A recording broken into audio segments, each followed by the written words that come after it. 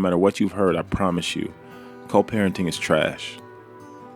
Sending my favorite person in the world off to his mom's house still doesn't even feel right to say.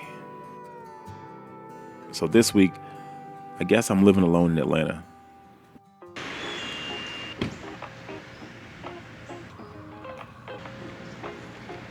Howdy to all of my new subscribers. I am extremely excited to be making content on this channel once again. If you're returning, if you've been here longer than like 3 months, then you notice that I have completely changed this channel. And it's because I left YouTube. I left YouTube, honestly, because I felt like I was too old. I looked around the landscape. I saw what people were creating, very talented people. But when I was going through my divorce, I was looking for creators like me, and I was not finding them. I'm not saying they don't exist, but they just weren't being recommended to me, and it kind of got discouraging. And it just made me feel like this platform was not for people like me. I'm not in my 20s trying to figure it out. I'm a dad. I have a career. I'm divorced now. With all my new experience, I feel like I have something to contribute. And I'm hoping to make content for the person I was about 2 years ago. I want to connect. I want to really build a community. And I am super excited to kind of reinvent myself here on this channel as well as in life. With that, I'm trying my best not to become a single dad cliche. New location, new hobbies, new hair. I can't unsee it. I promise you, I'm aware. But no, honestly, everything just kind of fell into place. Like, skating is something that I've always really admired skaters. Just didn't do it. But I moved to Atlanta, and there's a bunch of really beautiful walking trails, places where you can ride, and I wanted to have something to do where I could learn the city. So I got aboard as soon as I moved down here, and I've just been riding up and down, learning the landscape, and it's a great way for me to be able to move throughout the city without having to deal with the traffic, because I'm sure you've heard the jokes, you've seen the memes. Atlanta traffic is out of control. But I've got a super busy week coming up with work, so my son's going to be with his mom. I'm just not going to be able to give him the attention that he deserves with homework and practice and things like that. You guys are going to come along with me. We're going to do a week in the life alone in Atlanta. Because my parenting time is so definitive, it's really encouraged me to get out, find some hobbies, make some time for myself. And I think it's probably also the reason why I picked up the camera again. When he's not around, I'm lonely, and I really miss connecting like I used to when I made YouTube videos. So I hope to, build a bigger and stronger community than I've ever had. And, we can all figure this out together. Tired of chasing perfection. Took a lot of L's on the road to redemption, and no exception. I need some clarity. Not begging for prosperity.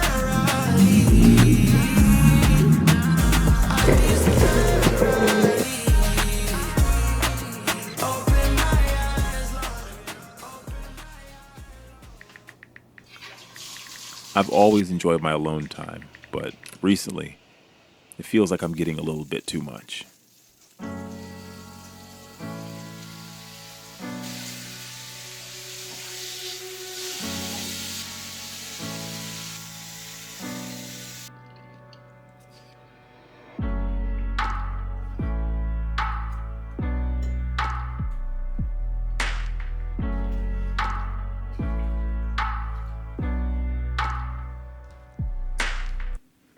So I just got an updated email. Apparently I have to be at work at 7 instead of 7:30. And then also it's like a 55-minute drive. So I really need to get to bed.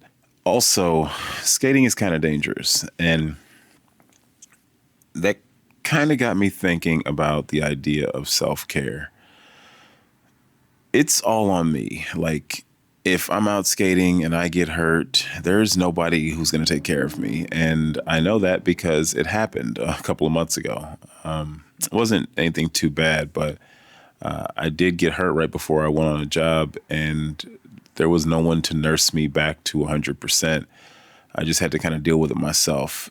So I've been really trying to be more careful. When you have a partner, you're a part of a team. It's you and somebody else who presumably wants you to succeed, gives you a break sometimes. But when you're a single parent, there's none of that. It's just you. It's all on you all the time. And it's a lot of pressure. So when it is just me, I need to do a better job of taking care of myself. The challenge, of course, being if my son's not with me, it's because I'm going to work and then there's just not a ton of time for that. So I'm going to have to figure out some kind of balance. I don't know what the answer is, but I got to take care of myself.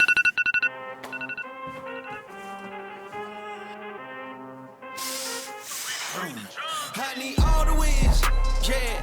Ain't no L's, I gotta get a no call to quit. Yeah, gotta keep on moving no matter how hard it gets. Yeah, better move out the way cause I'm coming with hard hits. My head is... All right, I could not sleep last night. Combination of excitement for work, knowing I have like a long drive in the morning, but then also it's kind of unsettling to go from a life where you have somebody you wake up next to every single day. You know, it's comfort, it's familiarity, and then all of a sudden that's changed and now it's just you. It's your mess. It's, you know, things you have to do, responsibility. There's a lot of weight, and I guess I never really thought about it like that, but I think it's keeping me up at night. I think the thing about having a kid is it doesn't give you the opportunity to sit and live in that moment. You have to do something. You always have to act. You always have to plan. You always have to be moving forward. There's never really a moment to stop. I definitely needed more sleep. I came to the city to get opportunities that I couldn't get where I was, so there's a lot of pressure to make this work. And then, of course, I faced a lot of criticism for moving my son across the country for uncertainty, but that's the risk that a creative entrepreneur takes. And by the way, it has gotten me this far. The pressure isn't just rebuilding, but proving I can do it alone while being a great dad and taking advantage of all these so-called opportunities. It's no wonder I struggle to sleep at night, even if I'm running on fumes.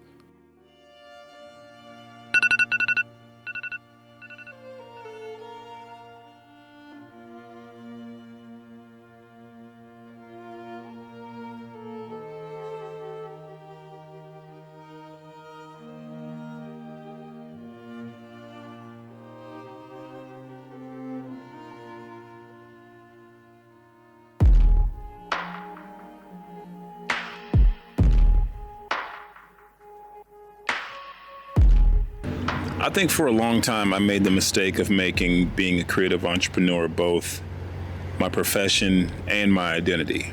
So if I was doing well professionally, then I felt great. But when I wasn't, I felt like a failure. So I always had a chip on my shoulder, like I had to prove the doubters wrong. And unintentionally, that just meant I was chasing validation. I needed to prove to people who didn't believe in me that I could be successful even without their support, which even thinking about that now sounds silly. Like, why would somebody who doesn't believe in what I'm saying, who doesn't believe in me, like, why would I want to seek that person's approval? But divorce has now given me the space to really take a step back and examine how I got here. Like, the more I reflect, the more I realize that a lot of the decisions that I made were because of that, or because I was trying to prove something, was because I was looking for validation outside of myself. I think I've seen way too many examples of someone not being able to accomplish something and then assuming because they can't do it, it just can't be done. Like, they can't fathom that that's possible. And I can't let someone's limited mindset or their limited belief decide how I live my life. I just had to admit to myself that looking for external validation was getting in the way. And if nothing, my divorce has taught me that it's all on me. And if I'm gonna fail, it's gonna be on my own terms.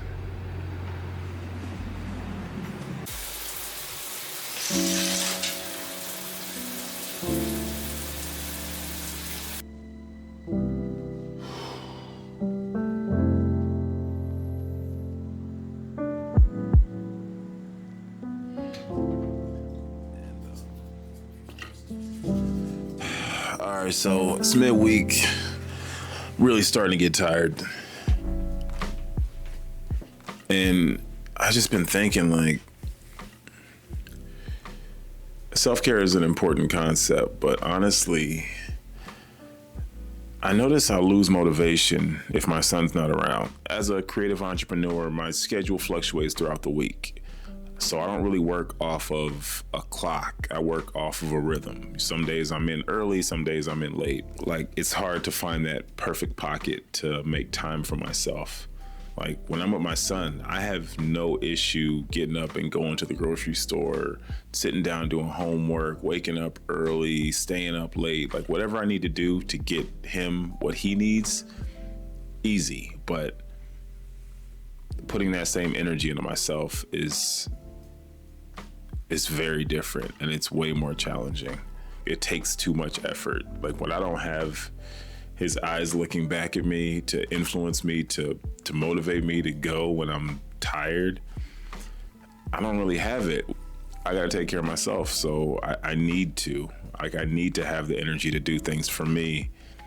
And the more I think about the idea of self-care, the more I question if I'm even doing a decent job. And that's further complicated by the fact that I find so much joy in work, which can't be healthy, you know, something that can be both physically and mentally draining. I can't rely on that for joy. I think the scariest part is that even as I'm still trying to figure out how to navigate this concept, I'm expected to teach my son how to do so.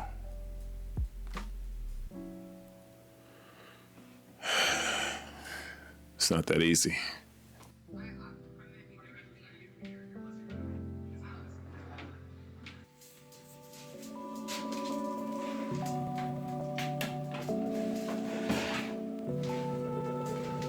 I've been meaning to clean this toaster oven for a while, but I love this thing. When I was couch surfing, jumping from hotel to hotel, this is what allowed me to have a decent meal every once in a while. So I definitely have to give it some attention. At this point, I only use it when I want to reheat something to kind of keep it crispy. But for the most part, like, it's kind of a reminder of where I've been. I think part of life after divorce is remembering what that process was like. And if you've never been through it, it can be pretty brutal. People talk about not wanting to be divorced, but when it comes to the actual divorce process, it is way worse. And for a long time, my life was kind of in limbo because of it. Like, until things are officially done, there's a lot of things you can't do. So even though I'm kind of in this rebuilding phase and life has thrown me some curveballs, I am so much happier now that I'm finally in a place where I have a foundation instead of like the roller coaster I've been on for the last couple of years. I waited way too long to clean that thing, and it was pretty gross. It's like, I guess, kind of my self-care routine. The longer I wait to actually really do something about it, the worse it's going to be. You know, I definitely can feel moments where my mood slips, or I don't know, I'm just not myself. It's hard to really say, no, I'm really going to take a mental health day, or I'm really going to do this thing just for me. Like, it feels kind of selfish. And I think that's just, I don't know, something that I need to overcome, because I want to be my best me, like, all the time. And it never really occurred to me that I never took time for myself, because I was just always doing something for other people. But I enjoyed it. I don't know why that would be a bad thing.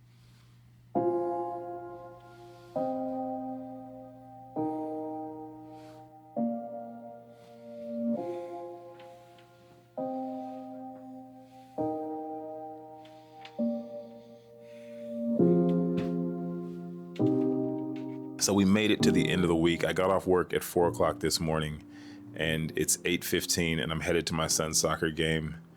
I feel totally wiped. I have no energy. This video was supposed to be all about self-care and, you know, having a good self-care routine, and I guess mine is non-existent. So this, I guess, is attempt number 1 on this, but I really got to do better, because You know, I say it in jest, but it's true. I really do have to take care of myself. It's just me. You know, over the last couple of years, I've definitely learned that I'm just giving way too much of myself to work, and that's not healthy. You know, again, I love it. I love my job, but I just have to have more space for me. You know, I even kind of wonder if vlogging is kind of a negative. Like, should I completely step away from cameras and creation altogether, since that's my work? I don't know. I'm still figuring it all out. For right now, I got to get to this soccer game. I can't be late. I'm super excited to see my boy. And so thank you for spending the week with me. Living alone is it's different. I'm not quite sure it's for me, but I'm trying to appreciate it for what it is. I need some clarity.